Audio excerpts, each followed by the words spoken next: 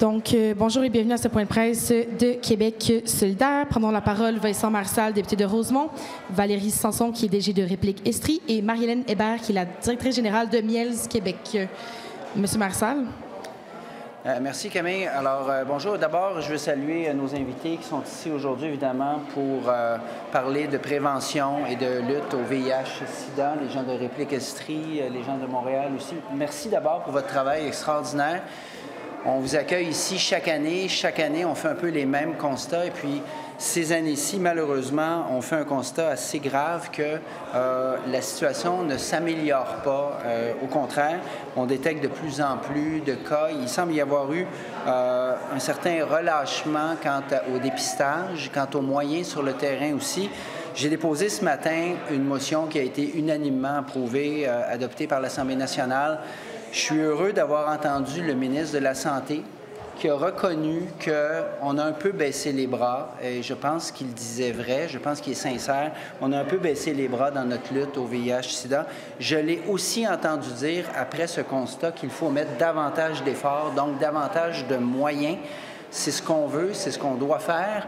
On peut arriver à un Québec sans VIH-Sida. Malheureusement, ces dernières années, on a effectivement baissé un peu la garde, mais je vais continuer à faire les batailles ici. On va continuer à faire les batailles ici.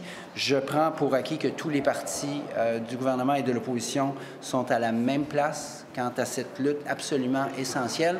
Puis, sans tarder, je vais laisser les spécialistes de la chose vous en parler. Qui commence? C'est vous? Allez-y. Bonjour. En fait, moi, je viens vous présenter les enjeux et les barrières d'accès au dépistage sur l'ensemble du territoire du Québec, les enjeux d'accès au dépistage, aux soins et au traitement. En fait, nous, on considère vraiment, puis en fait, c'est un fait que pour identifier le VIH, ça prend absolument le dépistage. C'est la seule façon de connaître son statut, étant donné qu'il n'y a pas de symptômes en tant que tel au VIH. S'il n'y a pas de dépistage, évidemment, mais la transmission est vraiment très présente. C'est ce qu'on essaie d'éviter le plus possible. Il y a différentes barrières. En fait, pour les barrières au dépistage, il y a entre autres le fait qu'il n'y a pas suffisamment d'offres de dépistage sur l'ensemble du territoire. C'est principalement pour les populations prioritaires. Donc, quand on cherche à avoir un dépistage, des fois, on ne sait pas sur quelle porte cogner ou de quelle façon pouvoir l'avoir. Il y a des endroits très précis, mais sont souvent méconnus de la population pour pouvoir avoir accès à un dépistage. Il manque effectivement de diversité de points de service, que ce soit dans les GMF, dans les CIDEP. Il y a des médecins de famille qui en offrent aussi. Parfois, ça peut être gênant de pouvoir demander le dépistage quand ce n'est pas offert systématiquement. Il y a même du dépistage qui peut se faire au privé, donc évidemment, ça engendre des coûts, ce qui n'est pas toujours facile là, pour les gens de pouvoir le faire. Et ça devient peut-être moins une priorité à ce moment-là.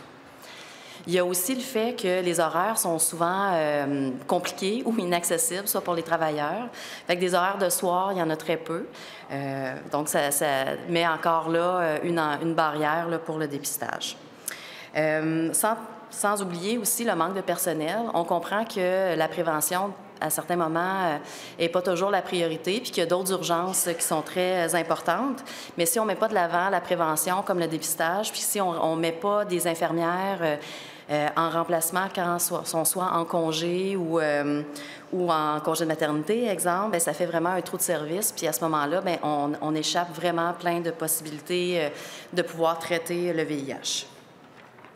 Maintenant, pour ce qui est de l'accès aux soins, c'est pas toujours aussi simple qu'on peut le penser. L'accessibilité à des infectiologues, tout dépendamment de la région dans laquelle on se trouve, ça peut être un défi. Des fois, dans les régions des régions, mais déjà, il y a la mobilité de pouvoir avoir un moyen de transport pour aller voir son médecin traitant, pour pouvoir avoir le traitement, puis avoir un suivi adéquat également pour pouvoir avoir le résultat finalement qu'on souhaite, c'est de devenir indétectable là, dans la situation et ne plus transmettre le VIH. Souvent, les infectiologues se trouvent dans les grands centres, comme je l'ai mentionné. Donc, souvent, les gens ont moins cet accès-là. Puis quand on a la chance d'être dans un grand centre, on a des grandes équipes qui entourent les infectiologues. À ce moment-là, bien, c'est vraiment un bel avantage. Mais parfois, les médecins de famille, malgré leur bonne volonté, n'ont peut-être pas toutes les informations, sont peut-être pas conscients de tous les enjeux en lien avec le VIH quand ils accompagnent pour les traitements. Donc, évidemment, nous, dans nos revendications, un autre des enjeux, c'est les coûts financiers reliés au traitement. Nous, on revendique vraiment la gratuité pour les traitements, que ce soit les traitements VIH, que ce soit la PrEP, qui est un traitement davantage préventif, ou la prophylaxie post-exposition. C'est tous des traitements qui sont vraiment très efficaces, qui amènent les gens à ne plus transmettre le virus du VIH. Mais il y a des coûts qui sont reliés à ça, puis parfois, ça peut être un frein pour pouvoir en avoir accès. Sans oublier toutes les gens qui n'ont peut-être pas accès à la RAMQ. C'est des démarches qui sont quand même compliquées, des corridors de services qui peuvent être parfois très mélangeants. Puis quand on n'a pas accès à la RAMQ, bien évidemment, notre traitement, on n'est pas en mesure de pouvoir le payer, ce qui fait que le VIH peut encore se transmettre.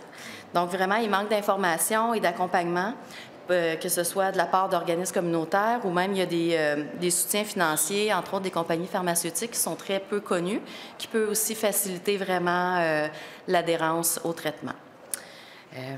Donc voilà, c'est ce qui concerne le dépistage pour la grande région de Québec. Je vous passe la parole à Marie-Hélène, qui est plus pour le MIELS Québec. Donc, bonjour, oui, je suis à la co-direction de l'organisme Miel Québec. Donc, comme ma collègue Valérie a dit, en ce moment, il y a plusieurs barrières au niveau du dépistage, notamment au niveau des horaires d'accessibilité, au niveau des coûts qui peuvent y être à ça. Puis, de mon côté, je voulais pouvoir parler des expériences là, de préjugés, de discrimination, de stigmatisation que les personnes ayant besoin d'avoir accès au dépistage du VIH, ils peuvent vivre ou craindre de vivre. Et ça, dans l'ensemble des étapes du processus d'accès au dépistage. Donc, en commençant au moment de l'accueil, de la réception lors de la prise de rendez-vous. Donc, s'assurer que ça demeure confidentiel.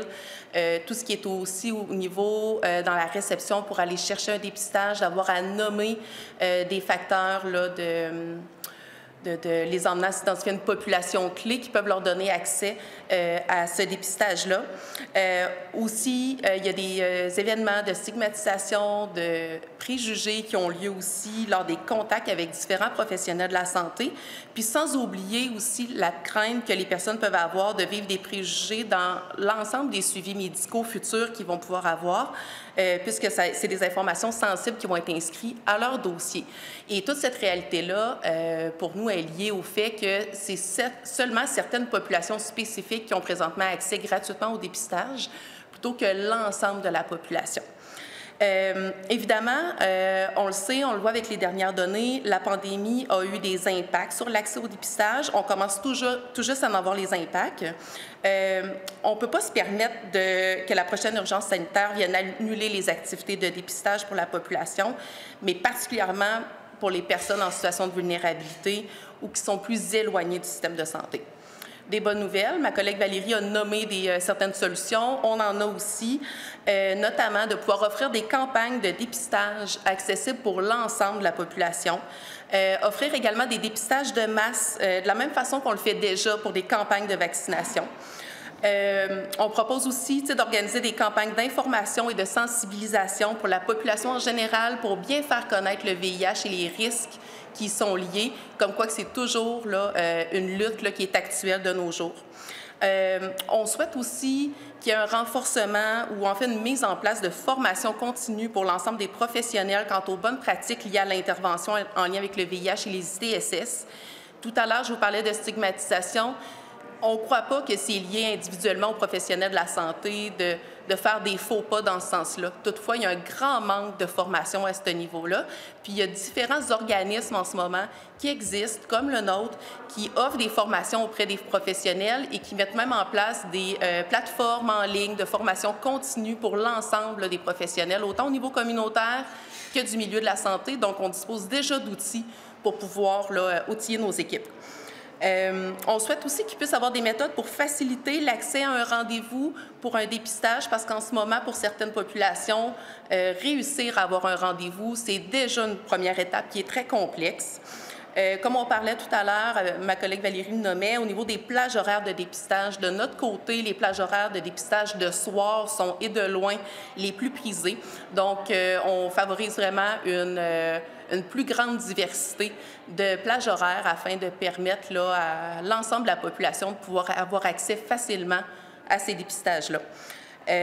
Aussi, comme Valérie mentionnait, bonifier l'offre de dépistage en dehors du réseau de la santé, ce qui permet de diversifier encore une fois les personnes qu'on rejoint, et aussi bonifier l'accès au suivi après le dépistage afin de permettre d'avoir une cascade de soins qui est cohérente, puis favoriser une prise en charge rapide au niveau du traitement selon les résultats de ce dépistage-là. Merci beaucoup. Oui, merci. Alors, merci à vous deux pour les prises de parole. Alors, très rapidement, je veux juste conclure. On était sur la bonne trajectoire. On a dévié un peu. On le reconnaît. On corrige cette trajectoire. On peut faire beaucoup mieux. On a le devoir de faire beaucoup mieux au Québec. Je crois que c'est possible. Je prends le ministre au mot et je donnerai suite assurément pour nous assurer qu'on soit capable de reprendre le rôle qu'on avait de leader en matière de lutte VIH-Sida. Merci encore une fois à nos invités. Merci.